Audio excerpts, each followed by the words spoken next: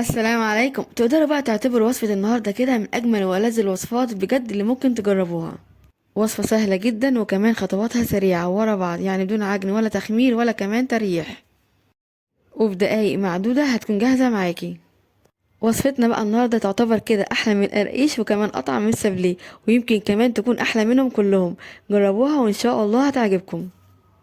تعالوا بينا بقى كده نبدأ على طول علشان نشوف وصفتنا القمر دي هنعملها ازاي وكمان مقاديرها هتكون عبارة عن ايه. لايك وشير بقى على طول الفيديو الجميل ده علشان فعلا بجد يستاهل، وكمان اشتراك في القناة لو لسه مش مشتركين، وتفعيل زر الجرس علشان يوصلكم الإشعار بكل الوصفات الجديدة. تعالوا بقى نبدأ. هنسمي الله. ومعايا هنا طبق عميق هضيف فيه معايا هنا 3 كوبايات من الدقيق، حوالي كده 400 جرام. هستخدم دقيق كده يكون متعدد الأغراض، وكمان هناخد الدقيق بتاعي كده كويس جدا قبل ما أبدأ استخدمه. بعد كده بقى هنضيف على الدقيق معايا هنا معلقة كبيرة من الكمون، وكمان معايا معلقة كبيرة من اليانسون، ومعلقة صغيرة كده من الزعتر.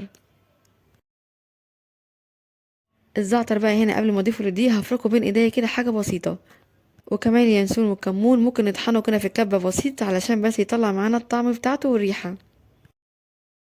هضيف كمان معايا معلقه صغيره من الملح، وكمان معايا معلقه صغيره من بيكنج باودر. هقلبه بقى كده كويس جدا مع بعض بالشكل ده. هضيف بقى عليهم هنا معايا نص كده كوبايه من الزيت، وكمان معلقه كده كبيره من الزبده.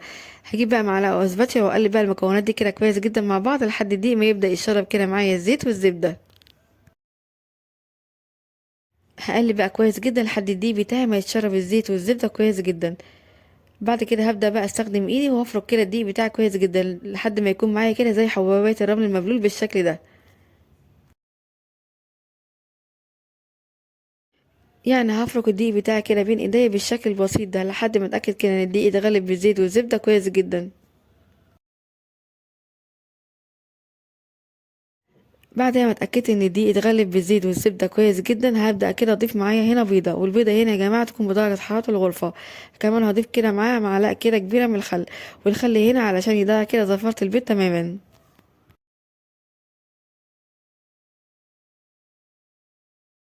هجيب بقى كده سباتشولا او معلقه واقلب بقى البيضه كده لحد كده البيضه ما تبدا تختفي معايا بالشكل ده.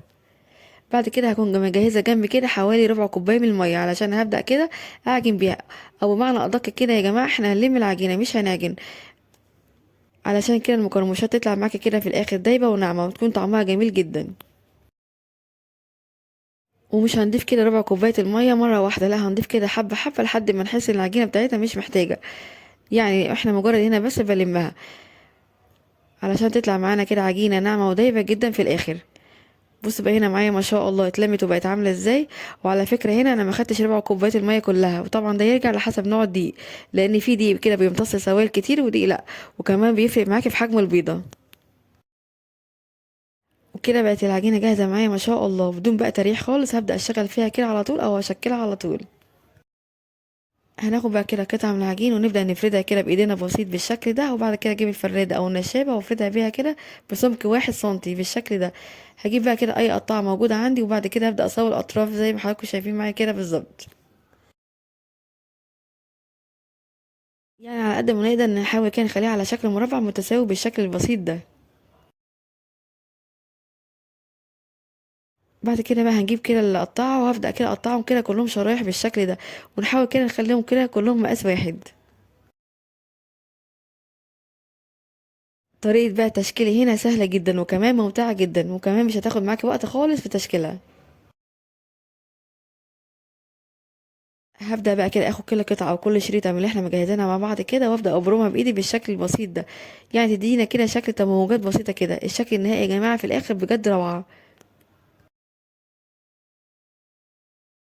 هي اول قطعه بس كده او اول قطعتين هتاخد معاكي وقت كده شويه، يعني حوالي كده دقيقه بس بصراحه. بعد ما تعملي واحده واثنين وثلاثه وكمان اربعه هتحسي ان انت كده بقت ايدك سريعه وتخلصيهم كلهم بسرعه.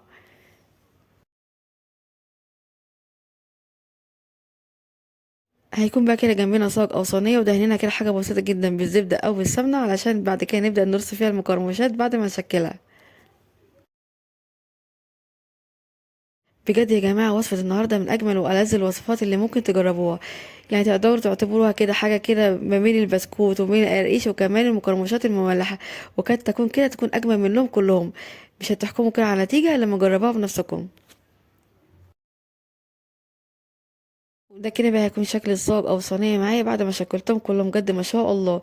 وكمان الكمية دي يا جماعة عملت معايا كمان صاج زي ده أو أصغر شوية. بصراحة كمية موفرة جدا وكمان النتيجة في الآخر هايلة جدا. بصوا بقى الجمال.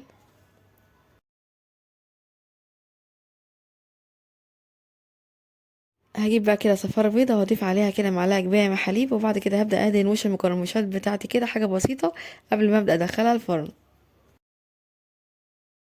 يعني هندهن وشهم كده حاجة بسيطة علشان بعد التسوية اللون بتاعهم يبقى جميل معانا، زي ما شفتوه كده معايا في أول الفيديو.